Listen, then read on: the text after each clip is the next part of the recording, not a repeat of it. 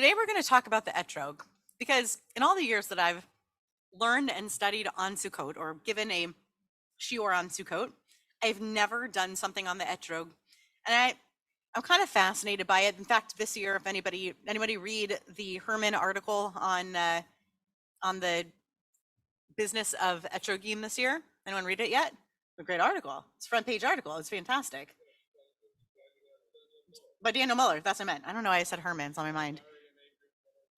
Thank you. I don't know why I said Herman. I meant Miller. It's been a long day. But the Miller article, it's fantastic. It's a great article. I highly recommend it. The business of etrogim is really interesting. And I read this other great article from several years back that I didn't include because, ironically, it would have killed a lot of trees, or it would have honored the killing of a lot of trees, because it's a long article about the history of the etrog, which originated as a fruit in, anyone want to take a guess what part of the world? Not Persia. I heard it. China. That's correct. China. Thank you, Tybal. It originated in China.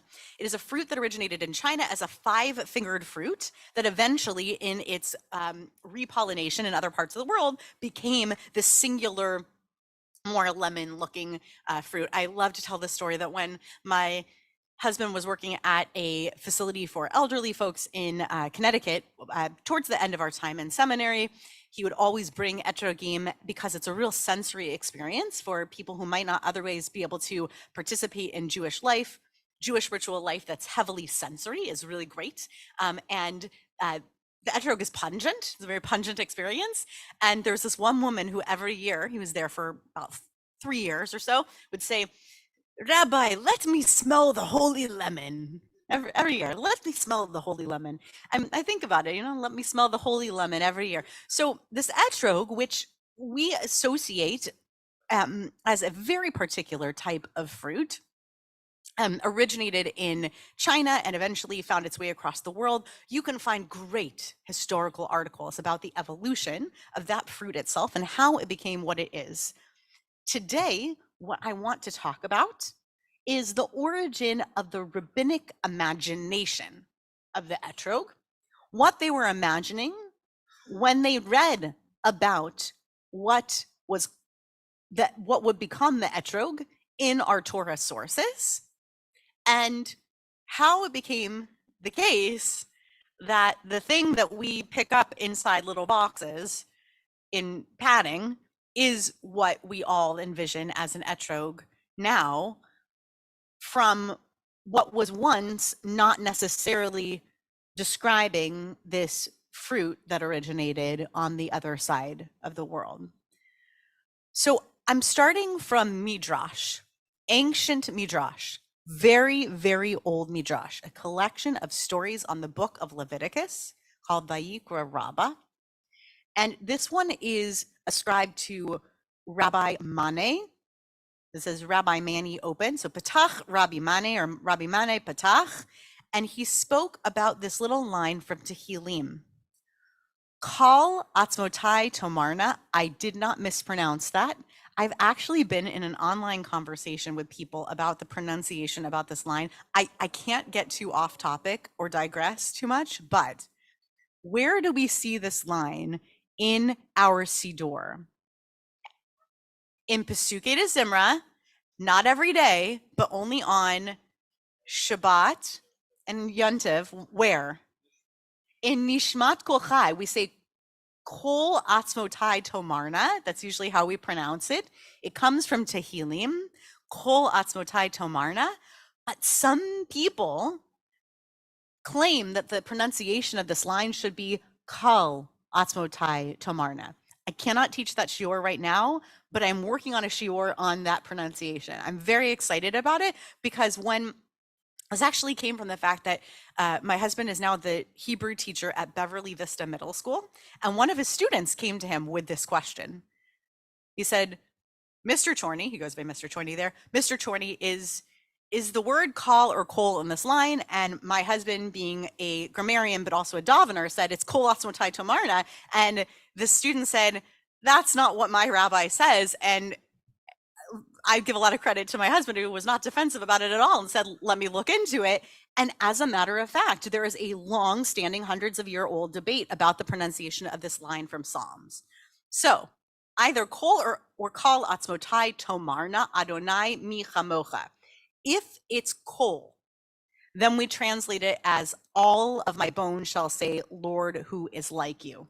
We don't necessarily need to look at the other translation in order to continue with this midrash, this imagining of what the rest of what it might mean for all of our bones to praise God. This imagination goes on to think about lots of different accoutrements of the holiday, then being things that we use representing parts of our body praising God. Lo ne'emar pasuk ze ela. This pasuk, this line, was not spoken for anything other than bishvil lulav. It was spoken about lulav. That's all it was saying. That's all it was talking about. Hashidra shel lulav doma lashidra shel adam. The spine of the lulav, the palm branch, the straight part, the thing that we see sticking up in the middle of all of our palm trees all around here that are not native to the area. Vehahadas domeh la ayin. The hadas is like the eye, the shape of the eye, right? Arava doma la peh. And the arava, the willow, is like the mouth. Veha-etrog, the etrog is like the lev. Halev. What is the lev? The lev is the heart, which in ancient consideration was the seat of wisdom. It was the seat of wisdom. It eventually would become connected with the notion of emotionality, but in the rabbinic mind and in parallel traditions to when Vayikra Rabbah would have been written, it would have been considered the seat of wisdom. The etrog is like the heart. And these are all what? Why are they comparisons? Why is the spine like the spine and the hadas like the eye? What's so similar? Like what are these? What's the comparison? The shape, right? It's the shape. The spine is like the spine. The shidra is like the shidra. And so the etrog is like our heart because what? What's that? Right, the lulav itself has a spine, and why is the etrog like the lev, like the heart? Somebody had done an autopsy, right? And they said that's what the heart looks like. Like this is what it's like, and it's roughly the same shape and size. One of the things that I like, I'm not even going to finish the midrash. It's a lovely midrash, but that's not what we're here to do. I am mentioning this because the etrog is like when this Vayikra Rabbah imagining of the etrog being like the lev, when they say, oh, the etrog is like a heart, we can imagine it, right? Can we imagine it and picture it and say, oh, that's a nice simile, right? That's a very nice simile. That's a very pretty picture. The etrog is like the heart. So already we are picturing what they are picturing, probably something pretty similar. Do you have a hand, Joey? Yeah. Beautiful. Lulav and lalev have the same root. And I'm so glad you brought that up. Hold that thought. When we get to our last source, we're going to come back to that. It won't have to do with our main point, but it's still a lovely thought. Okay. So now you know that in ancient imaginings, already we have this idea of the etrog, this idea of a fruit of some kind of species of some kind that kind of looks like what we kind of picture already in some way. You believe me that we're like already talking about this kind of a fruit of some kind. Now we're going to jump into the Talmud. The Talmud is codified roughly in the year 600 of the Common Era. So you can put yourself in that time zone, okay, about 1500 years ago. And already they're bringing something, thankfully, all of the stuff I want to remind you that's not in bold in the English in Sepharia is not there in the Aramaic or the Hebrew. The stuff in bold in English in Sepharia is there in the Hebrew or Aramaic, and very occasionally French. The stuff that's not in bold is there to help us understand or to make the sentences sound more like English. Got it? So when it's not in bold and it says it was taught in the Tosefta, that is the helper Sefaria text telling us that when we see the word Tana, Taf Nun Aleph, that's there to tell us that we're learning something that's being brought from a Tosefta-like text. In this case, it's from the Tosefta. The Tosefta is either a text that's earlier than the Mishnah or parallel to the Mishnah, depending on whether or not you studied with Rabbi Dr. Judith Hauptman, and depending on like your theory of it, but basically we're talking about a text from 400 years even before the Talmud that we're about to read. Here's what the text said. A dry lulav is unfit. It's pasul. It's not kosher. Rabbi Yehuda, who is the organizer of the Mishnah, says, machshir, it's fit. Amar Rava, machloket belulav. So Rava said there is a dispute that has to do with the lulav. De Rabbanan savri, makshinan lulav le'etrog. So he says, we talk about comparing the lulav to the etrog, and it has to do with the verses.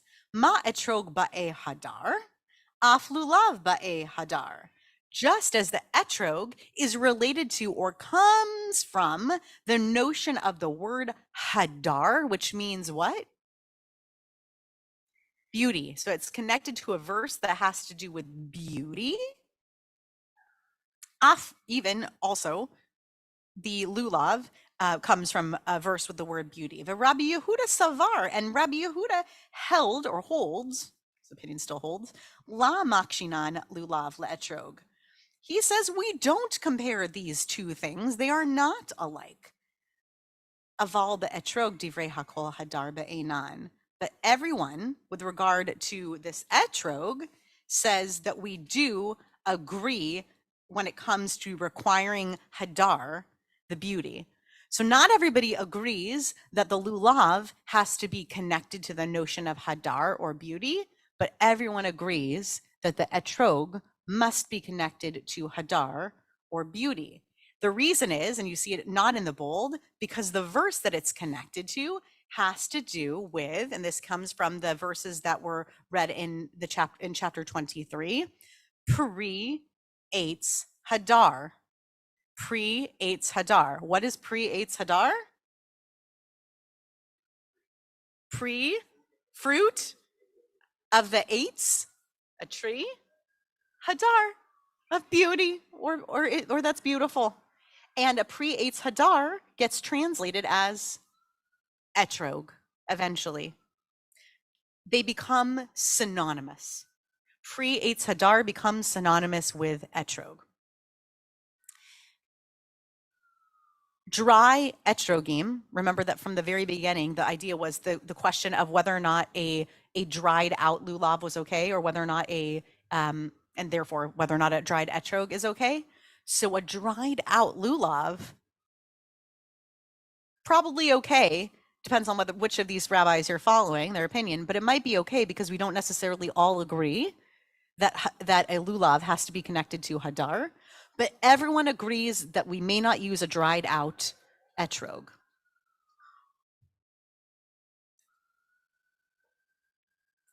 We're gonna keep going in Sukkah in 31a, but I want to plant a question. Don't answer it yet, okay? Don't answer it.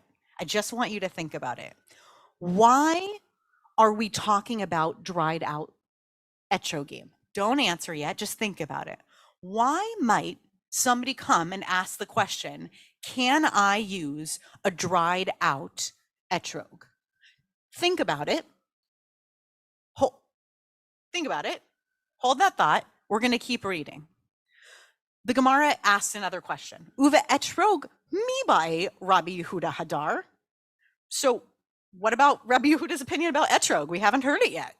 The Hatanya, isn't it taught, and they're talking about a baraita, an earlier rabbinic teaching, arba'at minin sheba lulav, with regard to the four, meaning the species that are in a lulav, which includes the etrog, kishem she'ein pochatin mehen kach ein mosifin alehem. Just as you may not take away from the number of items that you have, you may not add items. So you can't have two things. You can't have two species. You can't have 18 species in it. You can't make a big bouquet. Lo matzah etrog, lo yavi lo parish, lo rimon, velo davar acher. And if lo matzah etrog, I don't know why we don't have the word if, lo matzah etrog, imagine the if.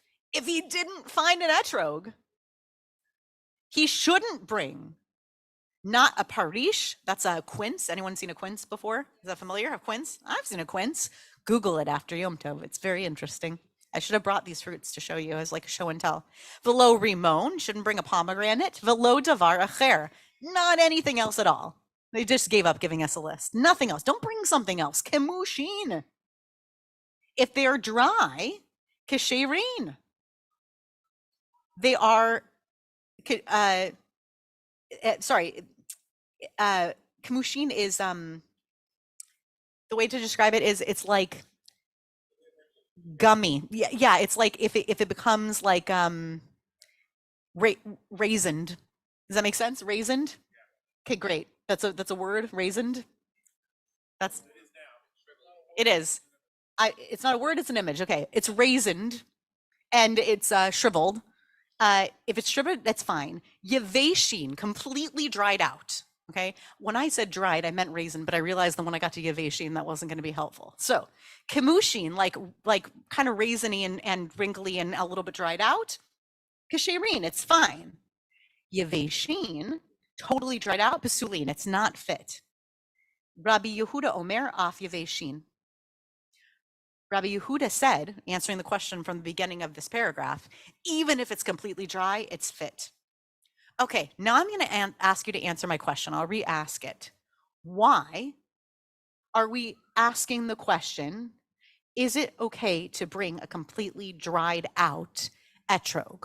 Why might someone have that as a legitimate question to, quote unquote, ask the rabbi? Why would this come up?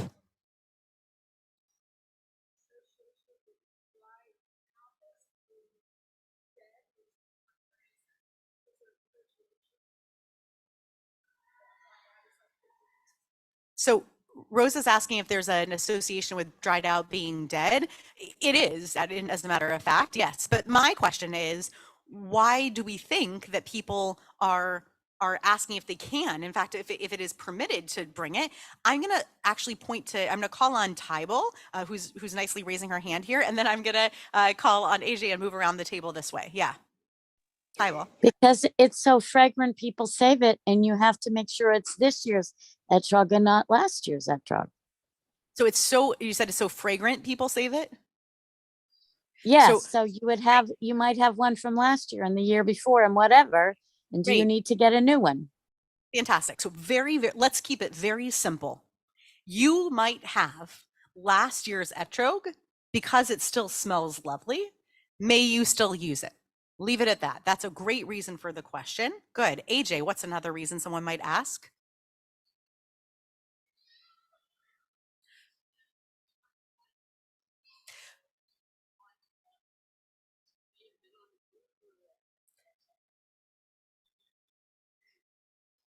So two things I hear in there. Number one, it can be quite rare and hard to find. And secondarily, if you find it and it's a bit shriveled up, or maybe even dried by the time you find it on the tree, is it permissible? Great. Did I see another hand over here somewhere? Okay, I'll go to Nico and then I'll come over. And if you haven't met him yet, Nico is our rabbinic intern. He sometimes teaches where I'm standing or in parallel in Pilch. And Nico, and then I'll come over here to Michael. Yeah.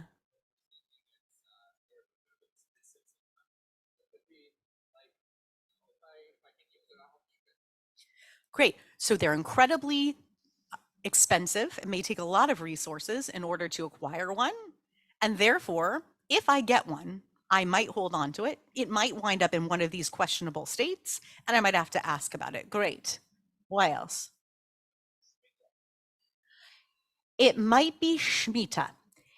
And I'm going to expand upon that as well. So what Michael said is it might be Shemitah, meaning that you might be in a year in which you are not permitted to harvest from the land that is in the land of Israel where the etrogim are growing. And therefore, you may have to have acquired it previously or have acquired it from a source from which it may have been shriveled or dried and have these questions. And I'll add to that that you may just generally be in a position in which you were unable to, you may just be in a questionable harvest situation in regard to them, because in addition to them being difficult to acquire in terms of the fact that they might be expensive, or you might, it might be, in general, hard to find one where you are. It also might be that the crop themselves might have been difficult to come across back at that time. Yeah.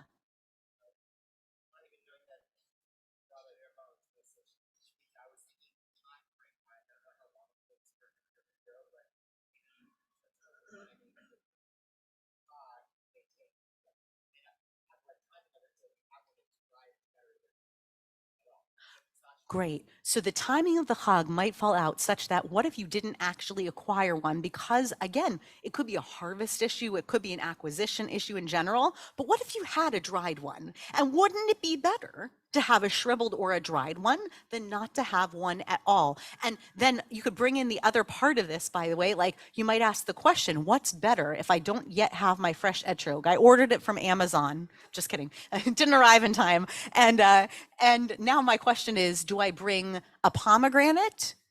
Do I bring a dried out etrog, perhaps from last year?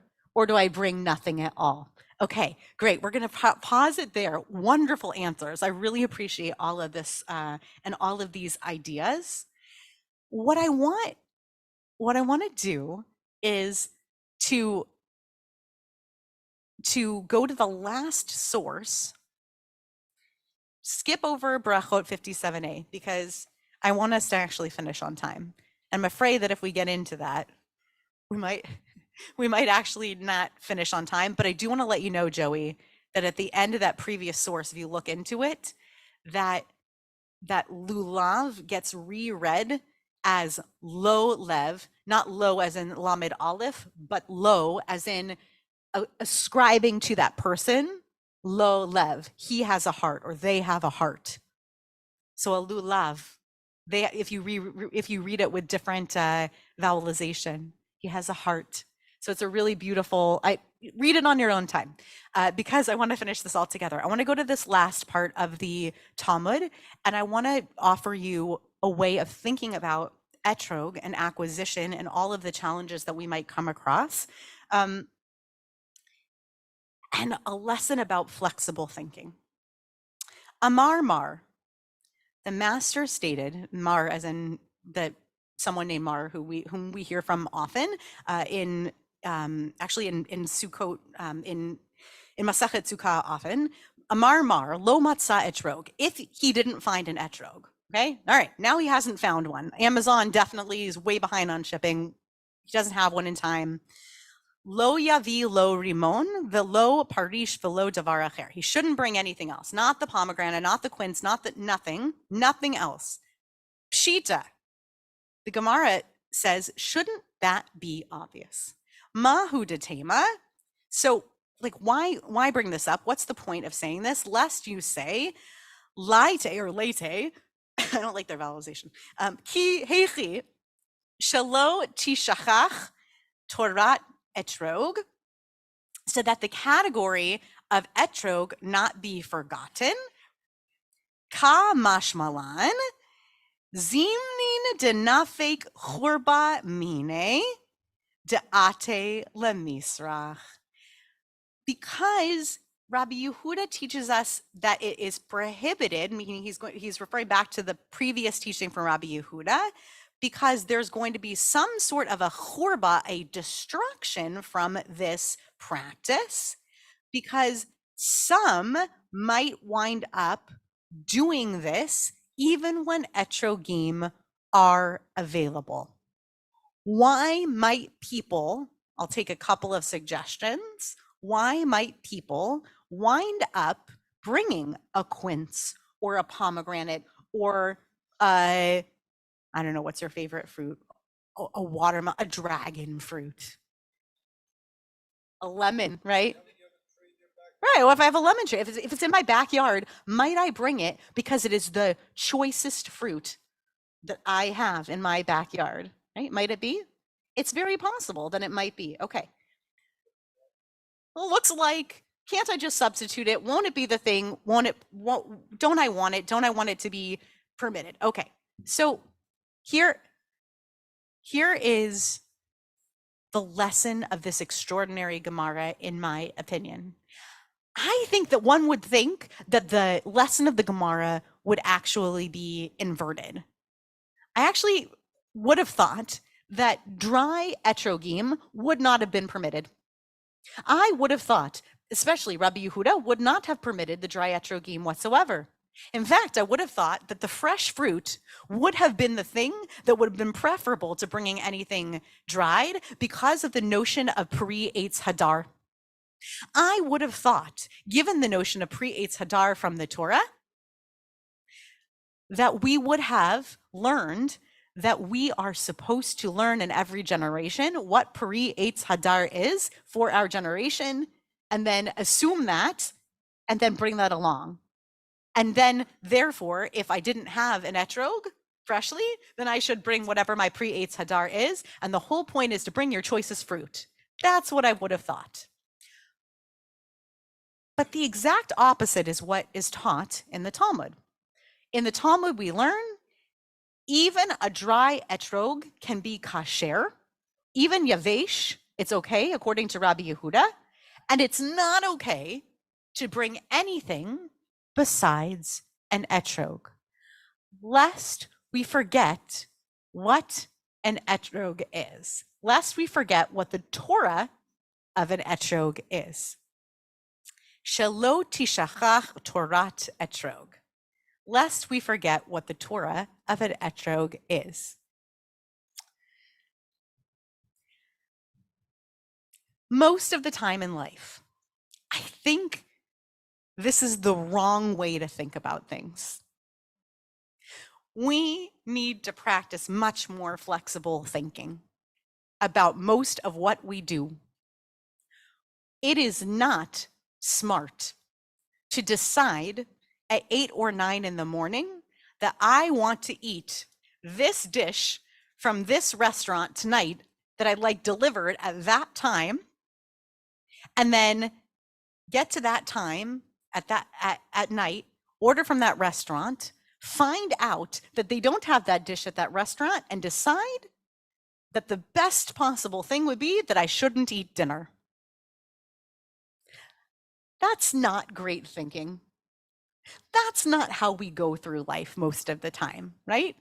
Most of the time, ideally, we shouldn't set out to say that there's only one singular thing that will do in a circumstance or in a scenario. The lesson of the etrog isn't to teach us to think more like this more of the time. The lesson of the etrog is that the etrog is the exception. The lesson of the etrog is that the etrog is the exception. Most of the time in life, we should be blessed to think more flexibly, because all of the ideas that you came up with are the way that we cope and strategize to live well, to nourish ourselves, to save resources, to think wisely, to live nicely with our families, to live in community. This is how we strategize to live every day. The etrog is the exception. We come and we pick out these really beautiful yellow fruit, and we pick them out of boxes, and we feel a little bit silly that we don't just go and pick the lemon from our backyard, or we don't just pull out the one that we dried from last year. But it's the exception to the rule. So when we finish Sukkot this year, and even before we finish it, I want to encourage you to remember that it's the exception, and that we should most of the time be blessed that the beautification of things in our life isn't to make sure that we have the exact perfect thing. That's what makes the etrog so special, is that it has to be exactly perfect. Everything else in our life doesn't need to be exactly perfect. And when we don't make it so that everything in our life has to be exactly perfect, life is a heck of a lot nicer for us and for all the other people who we are around as well. That is the Torah's etrog. That's the Torah of the etrog.